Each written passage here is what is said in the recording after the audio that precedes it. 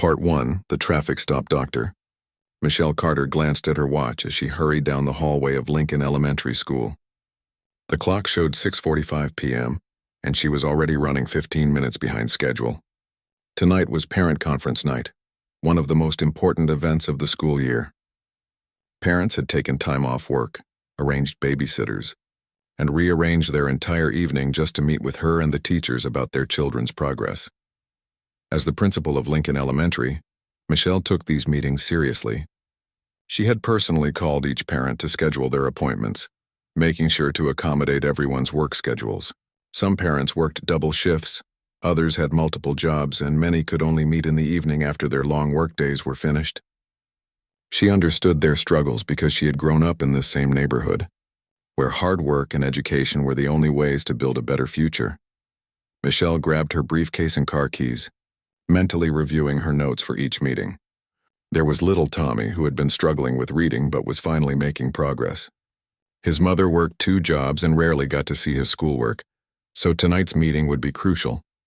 Then there was Sophia, a bright girl whose parents didn't speak much English but were eager to help their daughter succeed. Michelle had arranged for a translator to be present for their meeting. The parking lot was nearly empty as Michelle walked to her car. Most of the teachers had left hours ago, but she had stayed behind to prepare for the evening meetings. She unlocked her modest sedan and placed her briefcase on the passenger seat. The car wasn't fancy, but it was reliable, just like everything else in her life. She had worked hard to get where she was, earning her doctorate while teaching full-time and raising her own children. As she drove through the familiar streets of her neighborhood, Michelle couldn't help but feel proud of how far Lincoln Elementary had come. When she first became principal 3 years ago, the school was struggling. Test scores were low, teacher turnover was high, and many parents had lost faith in the education system. But Michelle believed in her community and knew that with the right support, these children could achieve anything.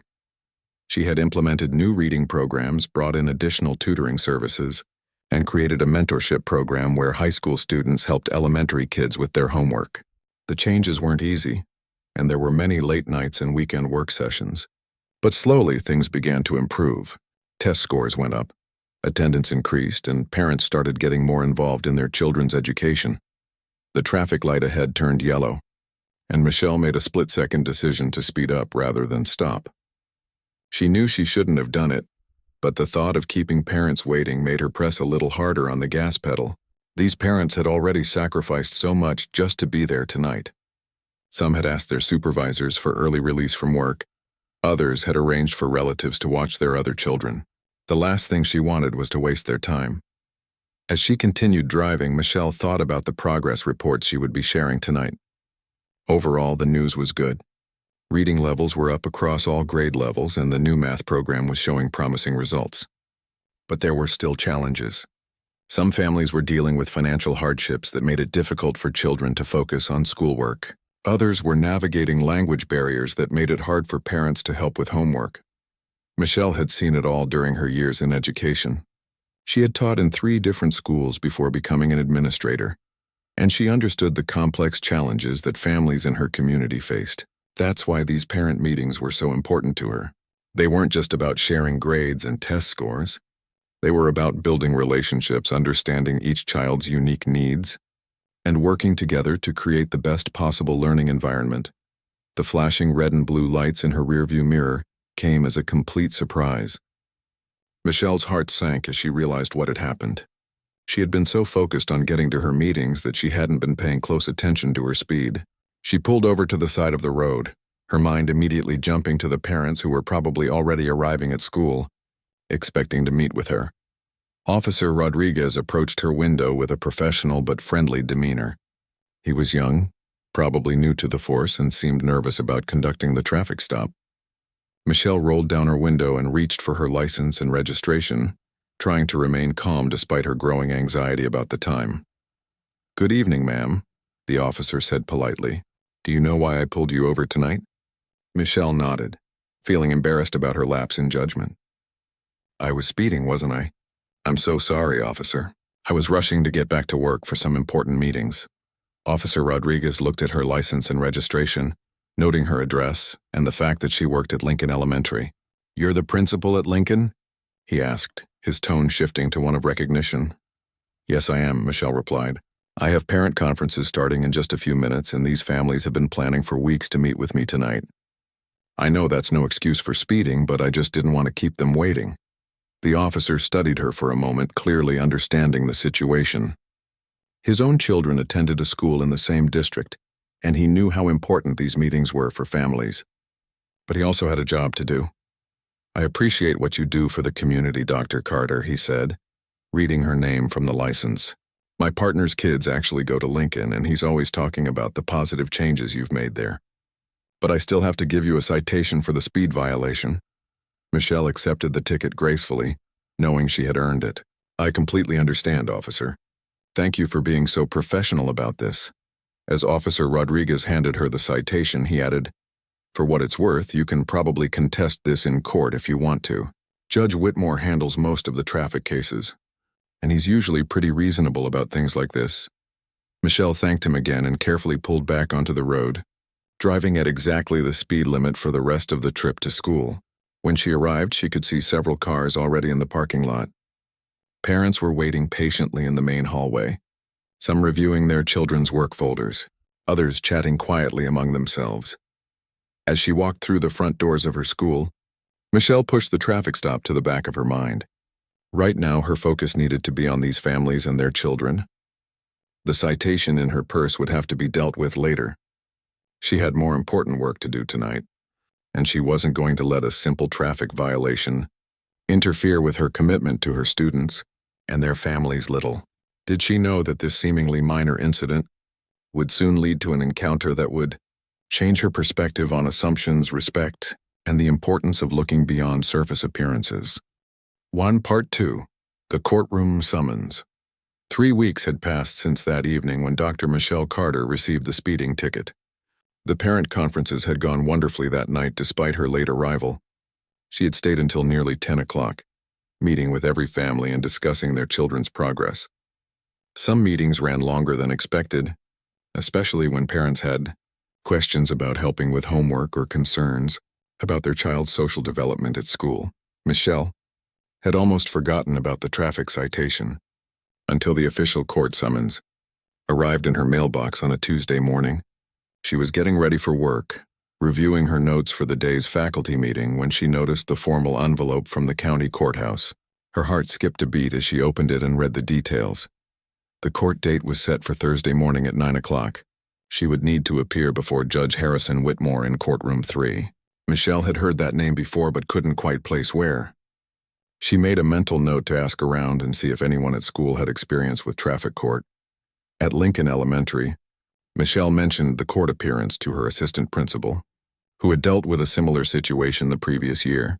Oh, you got Judge Whitmore, she said with a knowing look. He's known for being pretty strict, but he's fair. Just be honest about what happened, and you'll probably just have to pay the fine. Michelle appreciated the advice, but she was still nervous about taking time away from school.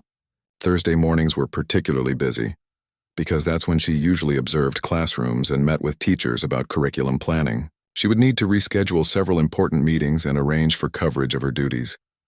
The principal's job never really stopped, even for a few hours. There were always parents calling with questions, teachers needing support with challenging students, and district administrators requesting reports and updates. Michelle prided herself on being available and responsive to everyone who needed her help. As the court date approached, Michelle found herself thinking more about the whole situation. She had been speeding that night, there was no denying that. But she had also been trying to serve her community and fulfill her responsibilities to the families who were counting on her. It was a difficult balance that many working professionals understood, especially those in education and public service. The night before her court appearance, Michelle carefully selected her outfit. She chose a professional navy blue blazer with matching pants, the same type of outfit she wore to school board meetings and community events. She wanted to show respect for the court, while also representing herself as the dedicated professional she was. Michelle had never been to traffic court before, and she wasn't sure what to expect. She did some research online and learned that most traffic violations were handled quickly, with defendants either pleading guilty and paying a fine or requesting a trial.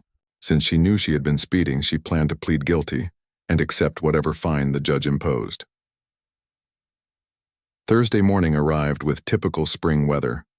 Michelle woke up early, reviewed her work schedule one more time, and made sure her assistant principal had all the information needed to handle any emergencies that might arise.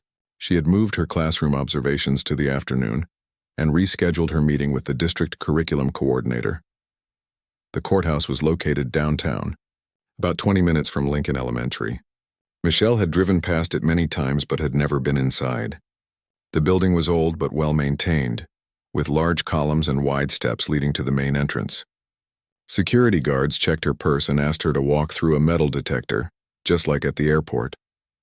Inside, the courthouse was busy with people coming and going. Some looked like lawyers in expensive suits. Others appeared to be regular citizens dealing with various legal matters. Michelle found a directory and located courtroom 3 on the second floor. She took the elevator up and found a bench outside the courtroom, where she could wait until her case was called. While sitting in the hallway, Michelle observed other people who seemed to be waiting for the same court session. There was an elderly man in a worn jacket, probably dealing with a parking ticket. A young woman in work clothes kept checking her phone, likely worried about getting back to her job. A middle-aged couple whispered to each other about what they would say to the judge. Michelle realized that everyone here had their own story, their own reasons for being in this place. The elderly man might be on a fixed income, worried about how a fine would affect his monthly budget. The young woman might be a single mother who couldn't afford to miss work.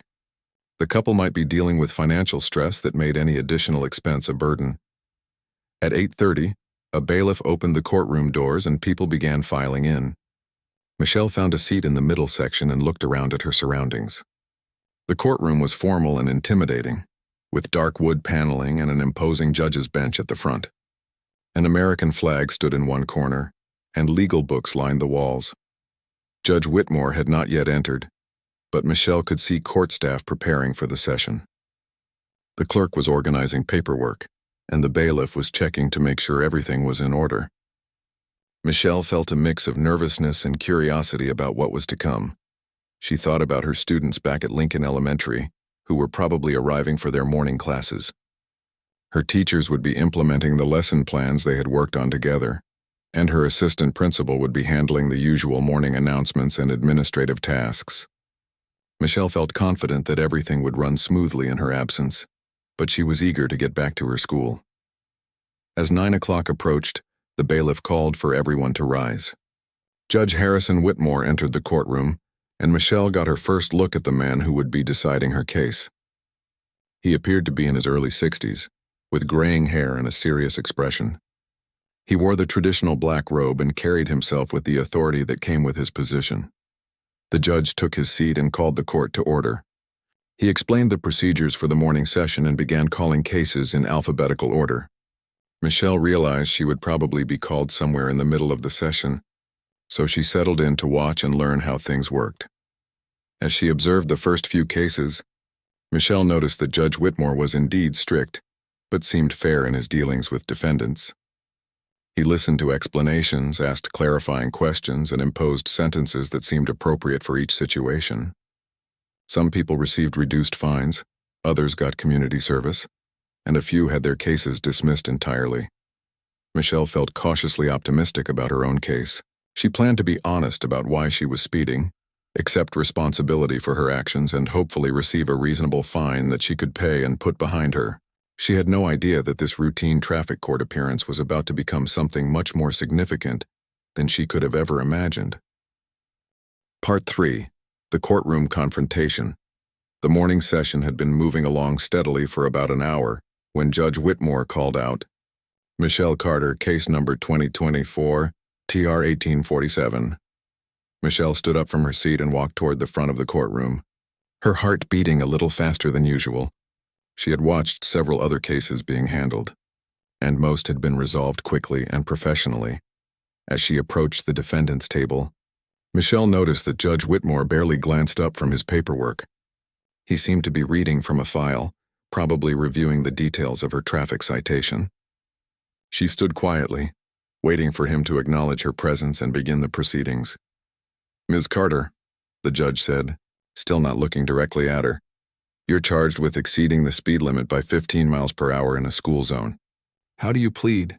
Michelle cleared her throat and spoke clearly. Your Honor, I plead guilty to the charge. However, I would like to explain the circumstances, if I may. This was the moment when Judge Whitmore finally looked up from his papers, and Michelle saw his expression change.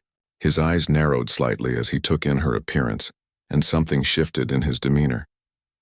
The professional courtesy he had shown to previous defendants seemed to evaporate. Circumstances, Judge Whitmore said, his voice taking on a sharper tone. Let me guess, you were late for something important, right? You had somewhere important to be. Michelle was taken aback by the sudden change in his attitude, but she maintained her composure. Yes, Your Honor, I was returning to work for parent conferences. I'm the principal at Lincoln Elementary School, and I had families waiting to meet with me about their children's education. Judge Whitmore's expression darkened further. Oh, I see. So you think because you have some important job, the law doesn't apply to you? You think you can just speed through school zones because you're running late? The accusation stung, and Michelle felt her cheeks flush with embarrassment.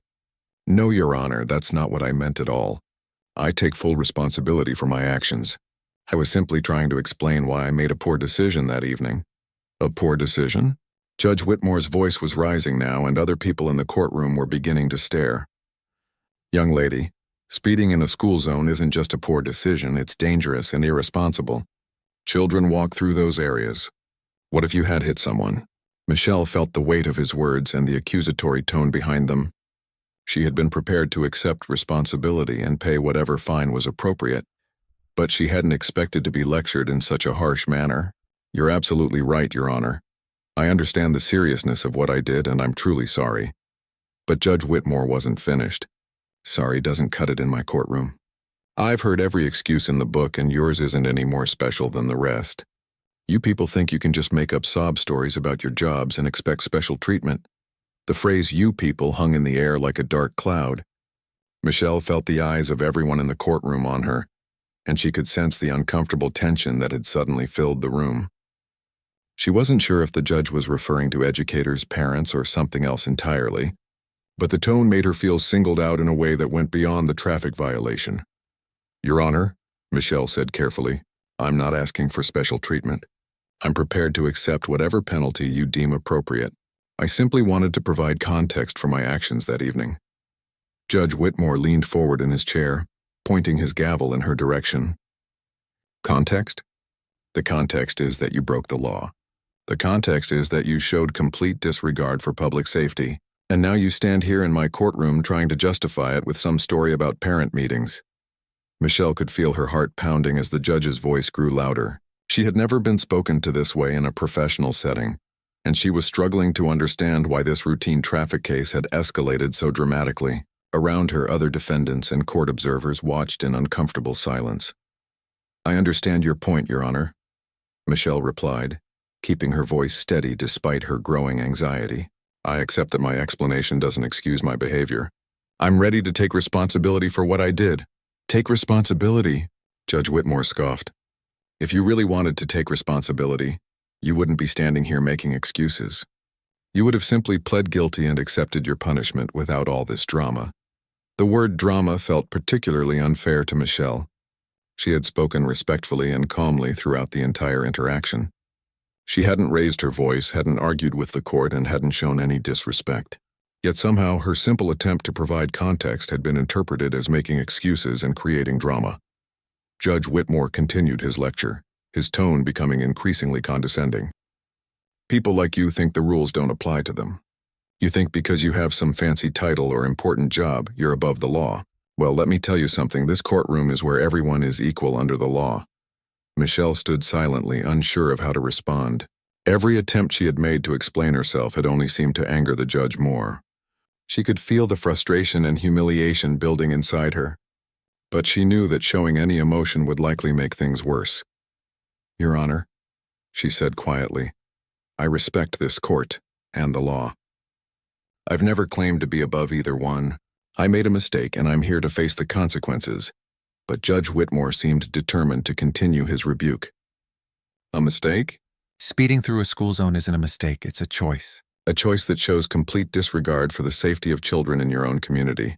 How am I supposed to trust that someone who makes such poor choices outside of work is capable of making good choices when it comes to educating children? This last comment cut particularly deep. Michelle had dedicated her entire career to serving children and families in her community. She had worked countless unpaid hours, advocated for resources and programs, and fought to provide the best possible education for every student who walked through the doors of Lincoln Elementary. To have her commitment to children questioned in such a public way was devastating. The courtroom was completely silent now, except for the sound of Judge Whitmore's voice echoing off the walls. Michelle could see the uncomfortable expressions on the faces of other defendants and court observers. Even the court staff seemed surprised by the intensity of the judge's reaction to what should have been a routine traffic case. Michelle realized that nothing she could say would improve the situation. Any attempt to defend herself or explain her dedication to education would likely be seen as more excuse-making. She decided to remain silent and hope that the judge would finish his lecture and impose whatever penalty he felt was appropriate. Judge Whitmore seemed to interpret her silence as defiance rather than respect. Nothing more to say? No more excuses about how important your job is? Good. Maybe you're finally starting to understand that your position doesn't make you special in the eyes of the law. The entire confrontation had lasted only about 10 minutes, but it felt like hours to Michelle. She stood there, maintaining her dignity as best she could while being publicly humiliated in front of a room full of strangers. She had come to court prepared to take responsibility for her actions, but instead found herself being treated as if she were a repeat offender with a history of disrespecting the law. Part 4. The Humiliation. Escalates. Judge Whitmore's lecture continued, and with each passing moment, Michelle felt the situation spiraling further out of control. What should have been a simple guilty plea and fine had turned into a public humiliation that seemed to have no end in sight. The judge's voice grew more stern and judgmental with each word he spoke. "Let me tell you something about responsibility," Judge Whitmore continued, his gavel now resting in his hand like a weapon. "Real responsibility means thinking about your actions before you commit them, not coming up with elaborate explanations afterward." Michelle maintained her composure, but inside she was reeling. She had spent her entire adult life being a responsible member of her community. She had worked her way through college, earned advanced degrees while teaching full-time, and dedicated herself to improving the lives of children and families. To be lectured about responsibility in such a public and degrading way felt surreal. "Your Honor," Michelle attempted once more, her voice remaining calm and respectful. "I completely agree with everything you've said about responsibility. I made a poor choice that evening, and I'm prepared to accept the consequences." But Judge Whitmore seemed to view even her agreement as a form of disrespect. "Don't patronize me, young lady. I've been on this bench for over 20 years, and I can spot someone who's just saying what they think I want to hear. Your tone tells me you don't really understand the gravity of what you've done." Michelle was confused by the accusation about her tone. She had been speaking respectfully and professionally throughout the entire interaction. She wondered if there was something about her voice, her appearance, or her demeanor that was triggering this unexpected hostility. Whatever it was, nothing she said seemed to improve the situation. The judge leaned back in his chair and studied her for a moment before continuing his verbal assault. "You know what I think? I think you're used to being in charge, used to having people listen to you and respect your authority. But in this courtroom, I'm the one in charge, and you're just another defendant who broke the law." Michelle felt a chill run down her spine as she realized that this had become about more than just a traffic violation. For reasons she couldn't understand, Judge Whitmore seemed to have taken a personal dislike to her. She wondered if he treated all defendants this way, or if there was something specific about her that had triggered his anger. "I understand that you're in charge here." "Your Honor," Michelle replied carefully, "I have never questioned your authority or shown any disrespect to this court." Judge Whitmore's eyes flashed with irritation. "There you go again, telling me what you have and haven't done. I'm perfectly capable of observing your behavior for myself, and what I see is someone who thinks they're better than everyone else in this room." The accusation was so far from the truth that Michelle almost gasped. She had spent her entire career working with families from all walks of life, treating everyone with dignity and respect, regardless of their background or circumstances. She had grown up in the same community where she now worked, and she understood the struggles that many of her students' families faced because she had faced them herself. "Your Honor, I don't think I'm better than anyone," Michelle said, her voice betraying just a hint of the emotion she was trying so hard to control. "I'm here because I broke the law just like any other defendant. I'm not asking for special treatment." "But you are asking for special treatment," Judge Whitmore shot back. "Every time you mention your job, every time you talk about parent conferences and your important responsibilities, you're asking me to consider your circumstances as somehow more important than everyone else's." Michelle realized that she was trapped in an impossible situation. If she remained silent, the judge interpreted it as defiance. If she tried to explain herself, he saw it as making excuses. If she agreed with him, he viewed it as patronizing. There seemed to be no right way to respond that would satisfy him. The other people in the courtroom were clearly uncomfortable with what they were witnessing. Michelle could see some of them shifting in their seats, exchanging glances and whispering quietly to each other.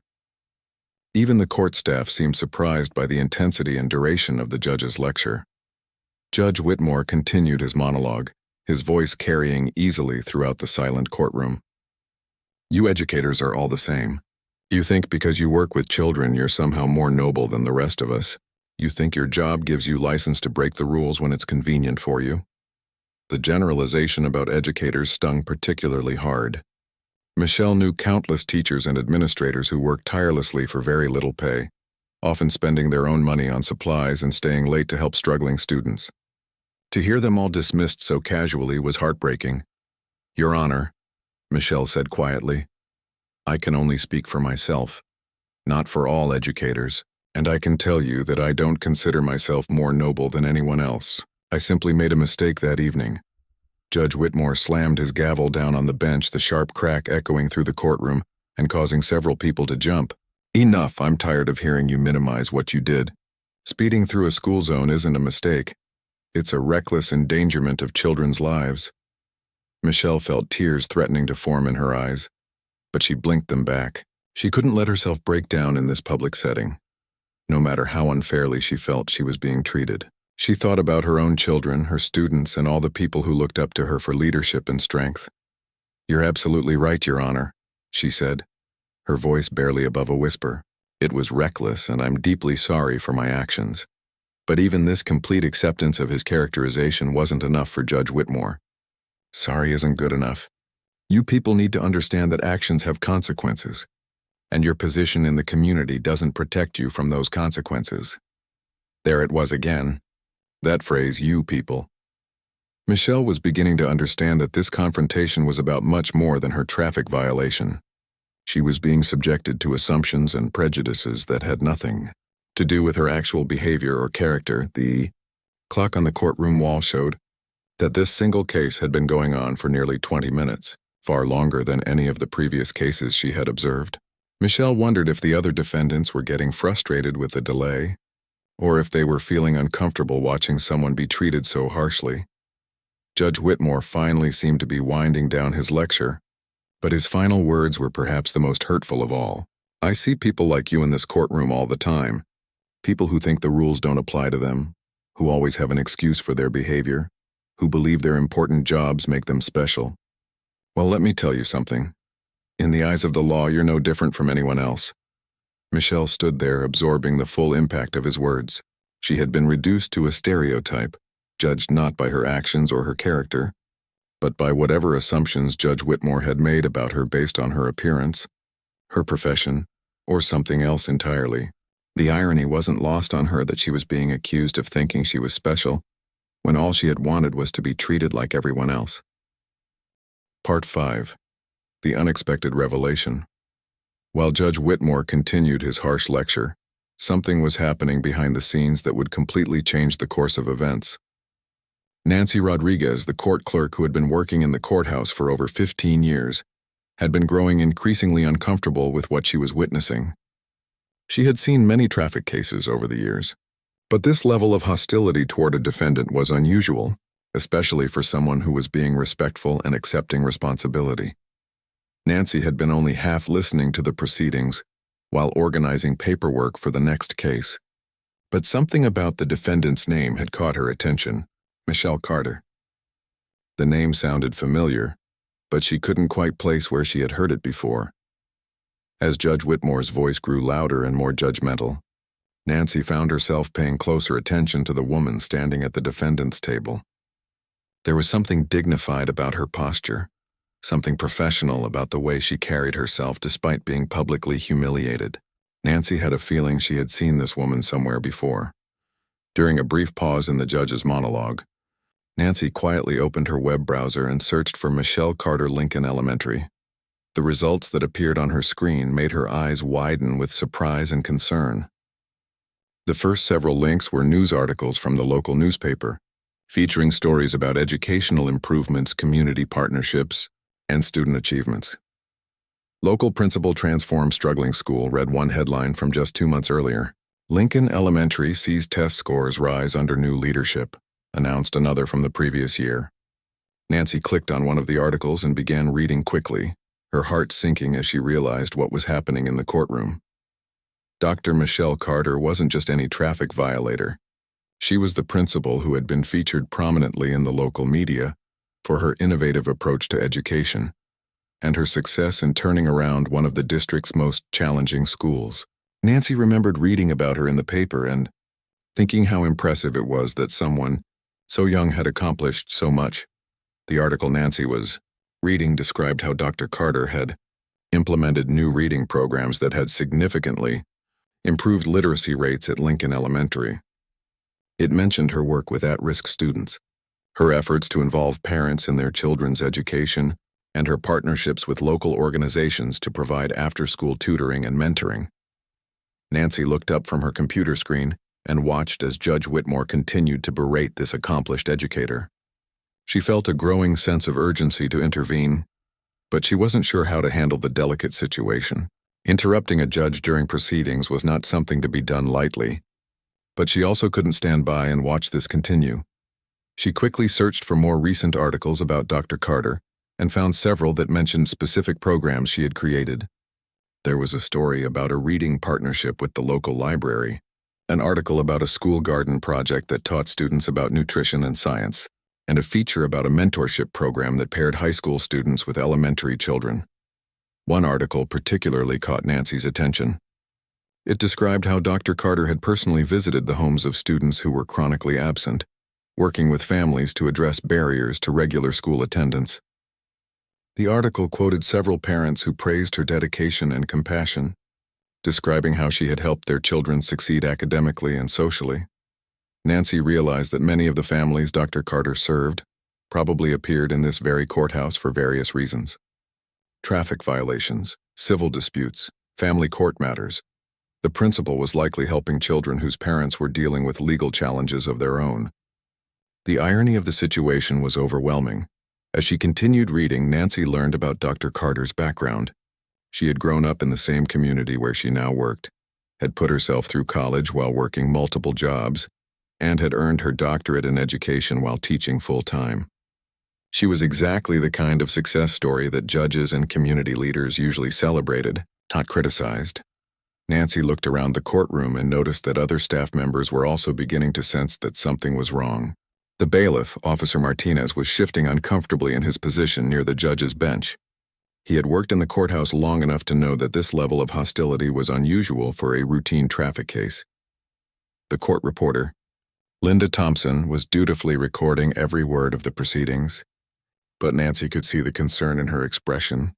Linda had been working in courtrooms for over 2 decades, and she rarely showed emotion during proceedings, but even she seemed disturbed by what was happening. Nancy made a decision. She quietly printed out one of the news articles about Dr. Carter and carefully folded it. She then wrote a brief note explaining that the defendant was a highly respected principal who had been featured multiple times in local media for her contributions to education in the community. Getting the information to Judge Whitmore without disrupting the proceedings would require careful timing. Nancy caught the eye of Officer Martinez and gestured discreetly for him to come over to her desk. When he approached, she quietly handed him the folded paper and whispered, "This is about the defendant. The judge needs to see this." Officer Martinez understood immediately. He had been feeling uncomfortable about the proceedings himself, and he was grateful that Nancy had taken the initiative to research the situation. He walked casually toward the judge's bench, waiting for an appropriate moment to pass along the information. Meanwhile, Judge Whitmore was still focused on his lecture to Dr. Carter. He had moved on to discussing the importance of setting good examples for children, completely unaware that he was lecturing one of the community's most dedicated child advocates. People in positions of authority have a special responsibility to follow the law, he was saying. Children look up to adults in their community, and when those adults break the rules, it sends the wrong message. Nancy couldn't help but think about how accurate that statement was, though probably not in the way Judge Whitmore intended. Dr. Carter had indeed spent her career being a positive role model for children, dedicating herself to their success and well-being in ways that went far beyond what her job required. Officer Martinez finally found his opportunity when Judge Whitmore paused to take a sip of water. He approached the bench discreetly and handed over the folded paper, whispering, "Your Honor, this is some important information about the defendant." Judge Whitmore looked annoyed at the interruption, but he took the paper and unfolded it. Nancy watched his expression carefully as he began to read. First there was confusion, then surprise, and finally what appeared to be shock as the full implications of the information became clear. The article Nancy had printed included a large photo of Dr. Carter receiving an award from the school board for her innovative educational programs. The caption identified her as Dr. Michelle Carter, principal of Lincoln Elementary School. Judge Whitmore stared at the photo, then looked up at the woman standing before him, then back at the photo again. The courtroom fell silent as everyone waited to see what would happen next. Dr. Carter remained standing at the defendant's table, unaware of what was transpiring behind the scenes. She had maintained her composure throughout the entire ordeal, but Nancy could see the emotional toll it had taken on her. Judge Whitmore continued reading, his face growing paler with each paragraph. The article described Dr. Carter as a dedicated educator who has transformed Lincoln Elementary into a model school and praised her innovative approaches to addressing the challenges faced by students in high-poverty communities. Another paragraph mentioned her work with the local family court system, helping to develop programs for children whose parents were involved in legal proceedings. Nancy watched as Judge Whitmore's expression changed from shock to what appeared to be horror as he realized the full scope of his mistake. Part 6. The judge's realization. Judge Harrison Whitmore felt his stomach drop as he continued reading the newspaper article. Each paragraph revealed more about the woman he had been publicly humiliating for the past 20 minutes. Dr. Michelle Carter wasn't just any defendant. She was one of the most respected educators in the entire county, someone whose work had been celebrated by the very community he was supposed to serve. The article described her innovative literacy program that had increased reading scores at Lincoln Elementary by 30% in just 2 years. It mentioned her collaboration with local businesses to create internship opportunities for high school students, and her work with the police department to develop better relationships between law enforcement and the community. But what hit Judge Whitmore the hardest was a paragraph about Dr. Carter's work with the family court system. She had helped develop a program to support children whose parents were involved in legal proceedings, providing counseling and educational support to help them stay focused on school despite their family challenges. Judge Whitmore realized that Dr. Carter had probably helped children whose families had appeared in his own courtroom. As he read further, Judge Whitmore learned about Dr. Carter's background. She had grown up in a single-parent household, had worked her way through college as a teacher's aide, and had earned her master's degree while teaching full-time and raising her own children. Her doctoral dissertation had focused on educational equity and serving underrepresented communities. The judge's hands began to tremble slightly as the full weight of his mistake became clear. He had made assumptions about Dr. Carter based on his own biases and prejudices, and had treated her with a level of disrespect that was completely inappropriate for any defendant, let alone someone who had dedicated her life to serving others. Judge Whitmore looked up from the article and saw Dr. Carter still standing at the defendant's table, maintaining the same dignified posture she had held throughout his entire tirade. She had no idea that he now knew who she was, and she was simply waiting for him to finish whatever punishment he intended to impose. The courtroom was completely silent, with everyone sensing that something significant had changed. Nancy Rodriguez, the court clerk, watched nervously as Judge Whitmore processed the information. Officer Martinez stood nearby, ready to handle whatever came next. The other defendants and observers sat quietly, unsure of what was happening but aware that the atmosphere in the room had shifted dramatically. Judge Whitmore's mind raced as he tried to figure out how to handle the situation. He had just spent 20 minutes publicly attacking the character and integrity of one of the community's most dedicated public servants. He had questioned her commitment to children's safety while she stood there knowing that she had spent her entire career protecting and advocating for children. The irony was overwhelming. Judge Whitmore had lectured Dr. Carter about responsibility, while she had taken responsibility from the very beginning. He had accused her of thinking she was above the law, while she had pled guilty and accepted the charges. He had questioned her dedication to children, while she was missing work at that very moment because she was teaching a night class for parents who wanted to help their children with homework. As Judge Whitmore continued reading, he discovered that Dr. Carter's work extended far beyond her role as principal. She volunteered at the local homeless shelter, mentoring teenagers who had aged out of the foster care system. She served on the board of a non-profit organization that provided college scholarships to first-generation students. She had even testified before the state legislature about the importance of funding for schools in low-income communities. The judge realized that his assumptions about Dr. Carter had been completely wrong. She wasn't someone who thought she was entitled to special treatment. She was someone who had worked harder than most people to earn everything she had achieved. She wasn't making excuses for her behavior. She was simply trying to provide context while accepting full responsibility for her actions. Judge Whitmore felt a wave of shame wash over him as he thought about the things he had said. He had accused Dr. Carter of not caring about children's safety when she had spent her entire career ensuring their well-being. He had suggested that she thought the rules didn't apply to her, when she had built her career on teaching children the importance of following rules and making good choices. The article also mentioned Dr. Carter's family background, and Judge Whitmore realized with growing horror that he had made assumptions about her based on factors that had nothing to do with her character or qualifications. She had overcome significant challenges to reach her current position, and instead of recognizing her achievements, he had treated her as if she were entitled and privileged.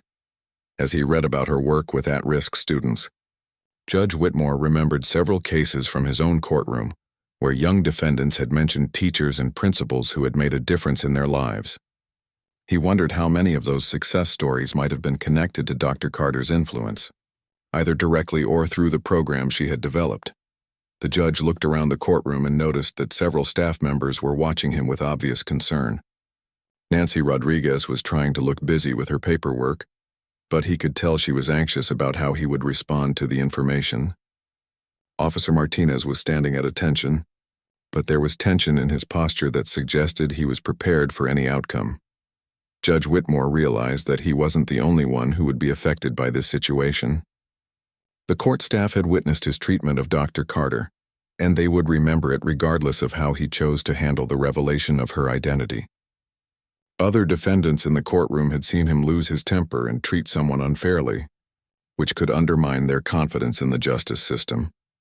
The newspaper article included quotes from parents whose children attended Lincoln Elementary, and their words made Judge Whitmore's mistake even more painful to contemplate. "Dr. Carter saved my son's academic career," said one mother. "She personally tutored him after school when he was struggling with reading, and now he's on the honor roll." Another parent was quoted as saying, "When my family was going through a difficult time, Dr. Carter made sure my daughter had everything she needed to succeed in school. She even helped us connect with community resources that we didn't know existed." Judge Whitmore thought about his own grandchildren, who attended schools in a neighboring district.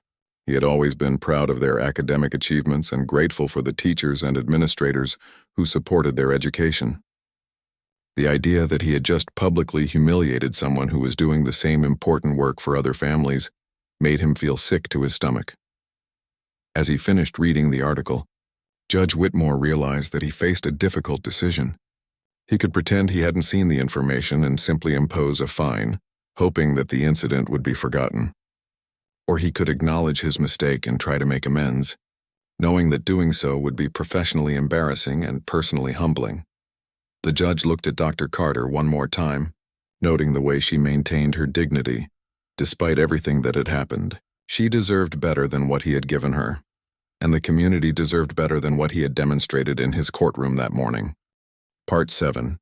The awkward apology. Judge Whitmore set the newspaper article down on his desk with hands that were noticeably shaking.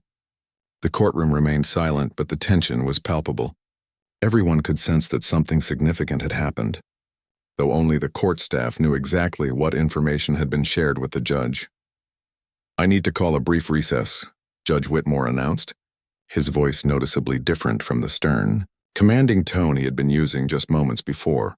"Court will resume in 10 minutes. Dr. Carter looked confused by the sudden change, but she nodded respectfully and remained standing at the defendant's table. The judge quickly stood and disappeared into his chambers, leaving everyone in the courtroom to wonder what had caused such an abrupt shift in the proceedings. In his private office, Judge Whitmore sat heavily in his leather chair and put his head in his hands. The reality of his mistake was overwhelming. He had allowed his assumptions and biases to completely cloud his judgment, and he had treated an exemplary member of the community with shocking disrespect and hostility. The judge tried to think back to what had triggered his harsh reaction to Dr. Carter. Looking back honestly, he realized that his assumptions had been based on nothing more than his initial impression. When she walked to the defendant's table, he had made judgments about her character, her values, and her attitude without any evidence to support those judgments. Judge Whitmore had always prided himself on being fair and impartial, but this incident had revealed biases he didn't even realize he possessed. He thought about the oath he had taken when he became a judge, promising to administer justice without regard to persons and to treat all individuals with dignity and respect. After what felt like an eternity but was actually only 8 minutes, Judge Whitmore knew he had to return to the courtroom and face the consequences of his actions. He had 2 choices. He could quietly impose a fine and hope the incident would be forgotten, or he could do the right thing and publicly acknowledge his mistake. When Judge Whitmore returned to the courtroom, everyone could see that he looked different. His face was pale and there was an uncertainty in his demeanor that hadn't been there before. He took his seat at the bench and looked directly at Dr. Carter for the first time since learning her true identity. "Dr. Carter," he began, his voice much quieter than before, "I need to address some things that have come to my attention during our recess." Michelle felt a flutter of confusion at being addressed as Dr. Carter rather than Ms. Carter, as the judge had been calling her throughout the morning. She also noticed that his entire demeanor had changed, though she had no idea why. "Your Honor," she responded politely, unsure of what was coming next. Judge Whitmore cleared his throat and looked down at the article on his desk before continuing. "I have just learned about your work as the principal of Lincoln Elementary School and your contributions to our community. I want to publicly acknowledge that the way I have treated you this morning was completely inappropriate and unprofessional." A murmur went through the courtroom as people began to understand what was happening. Michelle felt her eyes widen with surprise. She had never expected anything like this from the judge who had been so hostile just minutes before. "Dr. Carter," Judge Whitmore continued, his voice carrying a mix of regret and embarrassment, "you have dedicated your career to serving the children and families in our community, and you deserve to be treated with the respect that such service commands. I failed to show you that respect, and I sincerely apologize." Michelle stood silently, processing the unexpected turn of events. Part of her felt relief that the judge's hostility had ended, but another part of her felt confused about why his attitude had changed so dramatically. She wondered what information he had received during the recess that had caused such a complete reversal. "Your Honor," Michelle replied carefully, "I appreciate your apology. However, I want to be clear that I don't expect to be treated differently because of my profession. Every person who comes before this court deserves to be treated with dignity and respect, regardless of their job or position in the community." Judge Whitmore felt the wisdom and grace in her response, which only made his earlier behavior seem more shameful, even in this moment when she had every right to be angry or defensive. Dr. Carter was thinking about fairness and justice for everyone, not just herself. "You are absolutely correct," Judge Whitmore acknowledged. "Every defendant deserves better treatment than I showed you today. Your profession doesn't entitle you to special consideration, but it also shouldn't subject you to the kind of assumptions and hostility that I displayed." The judge paused and looked around the courtroom, aware that his words were being heard by other defendants, court staff, and observers. I want everyone in this courtroom to know that what happened here today does not represent the standards of fairness and respect that should characterize these proceedings. Michelle felt the sincerity in his words, but she also felt the awkwardness of the situation. The damage had already been done. The harsh lecture, the public humiliation, and the assumptions about her character had all been witnessed by everyone present. An apology, while appreciated, couldn't undo what had already happened. Dr. Carter, Judge Whitmore continued, given the circumstances and your exemplary record of community service, I am reducing your fine to the minimum amount allowed by law, which is $50, and I am waiving all court costs. While Michelle appreciated the gesture, she couldn't help but feel that the reduced fine was missing the point. She hadn't been seeking special treatment based on her profession. She had simply wanted to be treated fairly as any defendant should be treated. The real issue wasn't the amount of the fine, but the way she had been spoken to and the assumptions that had been made about her character. Thank you, Your Honor, Michelle replied diplomatically. I accept your apology and the court's decision. Judge Whitmore could see in her eyes that while she was being gracious about the situation, the experience had affected her deeply. He realized that his apology, while necessary, could not fully repair the harm that had been done. The other people in the courtroom had witnessed her being treated unfairly, and that public humiliation could not be easily erased. As the proceedings concluded, Judge Whitmore felt a profound sense of regret about the entire incident. He had damaged his own reputation, undermined confidence in the court system, and treated an exemplary citizen with shocking disrespect. Most importantly, he had revealed biases within himself that he needed to seriously examine and address. The courtroom began to empty as people filed out, but the tension and awkwardness lingered in the air. Several court staff members approached Dr. Carter to express their own regret about what had happened, and she responded to each of them with the same grace and professionalism she had shown throughout the entire ordeal. Nancy Rodriguez, the court clerk who had initiated the revelation about Dr. Carter's identity, felt a mix of relief and concern. She was glad that the judge had apologized, but she worried about the lasting impact of the incident on both Dr. Carter and the court's reputation.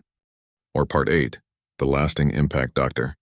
Michelle Carter left the courthouse that Thursday morning with a mixture of emotions swirling through her mind. The $50 fine was manageable, and the judge's apology had been unexpected. But the entire experience had left her feeling drained and thoughtful. As she walked to her car, she couldn't shake the feeling that something important had happened in that courtroom, something that went far beyond a simple traffic violation.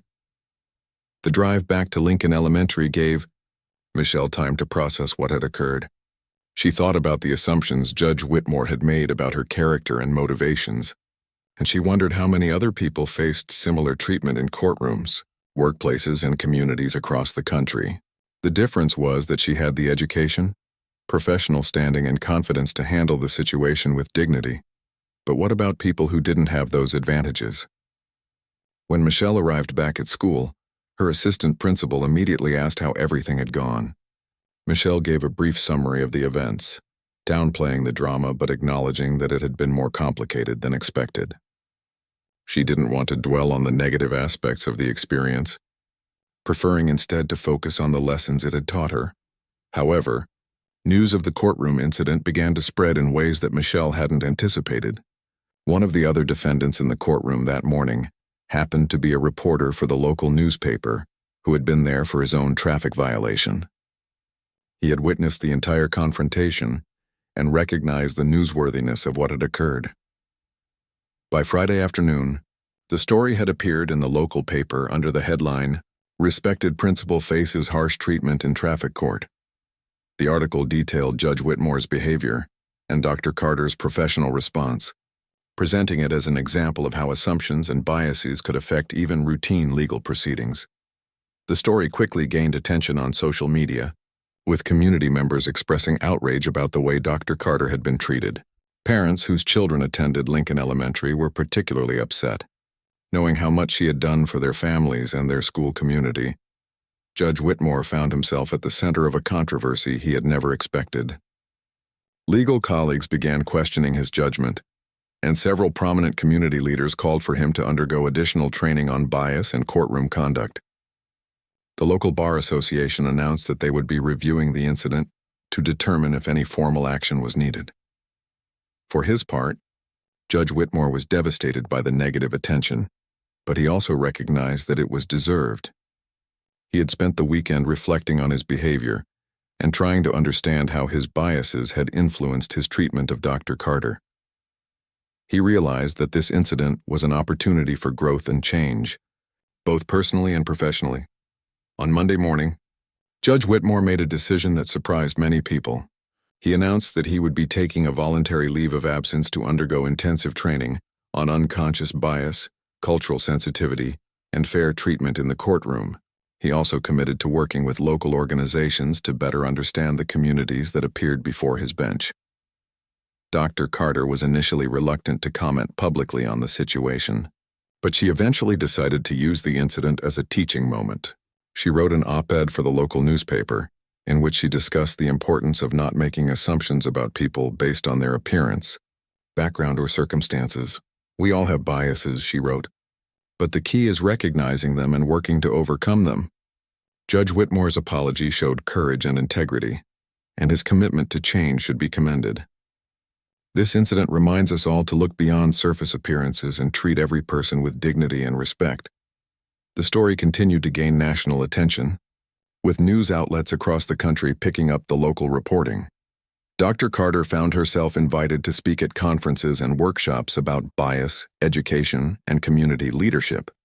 She used these opportunities to highlight the important work being done in schools and communities everywhere, turning a negative experience into a platform for positive change. At Lincoln Elementary, the incident actually strengthened the school community. Parents who had been only minimally involved began volunteering more, and community organizations offered new partnerships and support.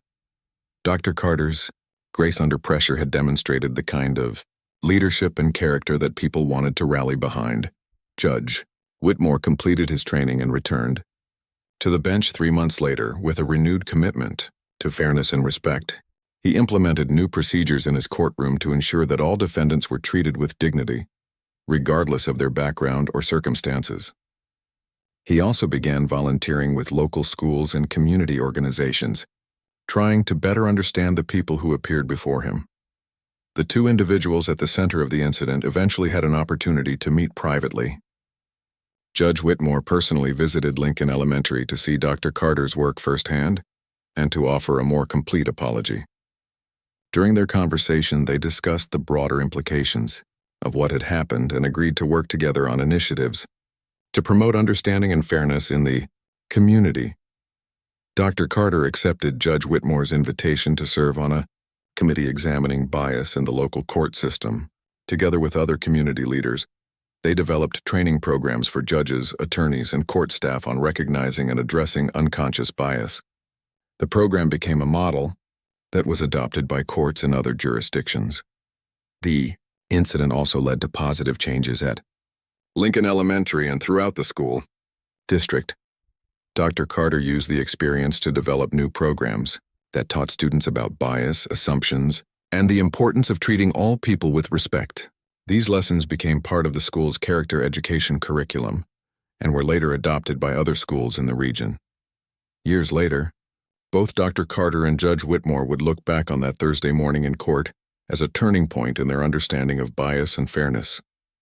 What had started as a routine traffic violation had become a catalyst for important conversations about respect, dignity, and the assumptions we make about one another.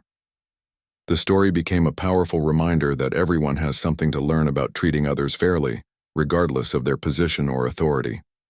It showed that mistakes, when acknowledged and addressed honestly, can become opportunities for growth and positive change.